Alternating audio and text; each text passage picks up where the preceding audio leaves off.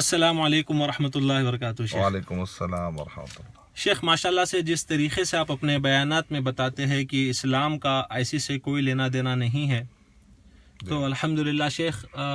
اس سلسلے میں آپ سے کچھ اور علم حاصل کرنا تھا شیخ۔ شیخ آپ خاص طور پہ ساؤتھ انڈیا سے ریلیٹڈ کچھ آپ ایسے 10 عالموں کے نام بتائے جس سے الحمدللہ ہم علم حاصل کر سکے اور ان سے جڑ کے رہ سکے شیخ۔ تو اسی سلسلے میں شیخ آپ سے میرے 3 کنسرن ہیں۔ جی شیخ، پہلا شیخ یہ ہے کہ آپ بتائیے عالموں کے نام جو نوجوانوں کو دہشت گردی کے خلاف ایجوکیٹ کرتے ہیں الحمدللہ، اور دوسرا شیخ قرآن اور صحیح حدیث کو صحابہ کے فہم کے مطابق سمجھاتے ہیں شیخ الحمدللہ، اور تیسرا کنسرن میرا یہ تھا شیخ جو الحمدللہ ہمارے اخلاق اور کردار کی بھی تربیت کرتے ہیں شیخ۔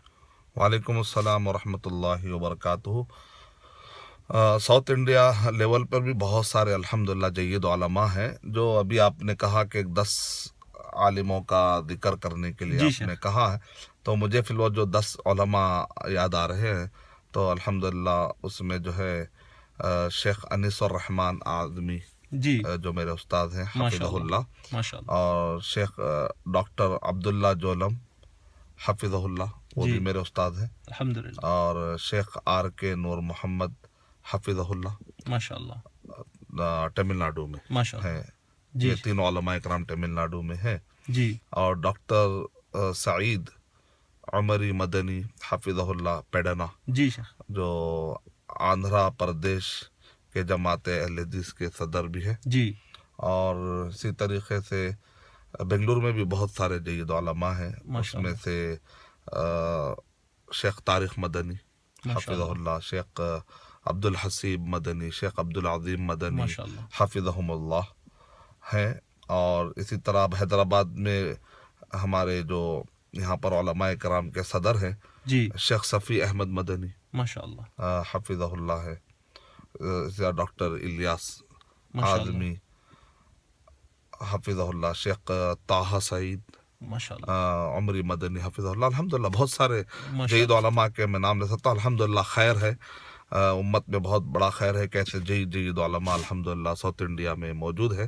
تو ہمارے ساؤتھ انڈیا کے بھی بلکہ دنیا کے سارے لوگ بھی ان سے فائدہ اٹھا سکتے ہیں۔ ایسی بات نہیں کہ صرف ساؤتھ انڈیا کے لوگ فائدہ اٹھا سکتے ہیں، آج تو ٹیکنالوجی کا الحمدللہ زمانہ ہے، تو الحمدللہ خیر ہے۔ تو علماء سے جڑنا بہت ضروری ہے، نوجوانوں کو علماء سے ہٹ کر آپ علم حاصل کریں گے، اور تو ظاہر بات ہے الراسخون فی العلم، علم میں جو گہرائی رکھنے والے جو یہ علماء کرام ہیں نا،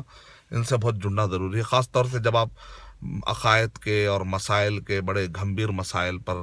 گفتگو کرتے ہیں، تو آپ کی کوشش یہ ہونی چاہیے کہ راسخون فی العلم سے آپ علم حاصل کریں۔ سبحان اللہ، تو انشاءاللہ امید ہے کہ اس میں صحیح منہج کا بھی انتظام ہو جائے گا، دہشت گردی کے خلاف بھی ہمارے نوجوانوں کو ہم بچانے میں انشاءاللہ ماشاءاللہ، کامیاب ہوں گے، اور اسی طریقے سے انشاءاللہ بڑے اچھے جید علماء کرام ہیں، یا بعمل علماء کرام ہیں علم کے ساتھ ساتھ، تو اچھی تربیت اور اخلاق کا بھی انتظام ہوگا انشاءاللہ۔ جزاک اللہ خیر، بہت اچھا آپ نے سوال کیا، جی شکریہ شیخ آپ کا، جزاک اللہ خیر، جی السلام علیکم۔ جزاک اللہ۔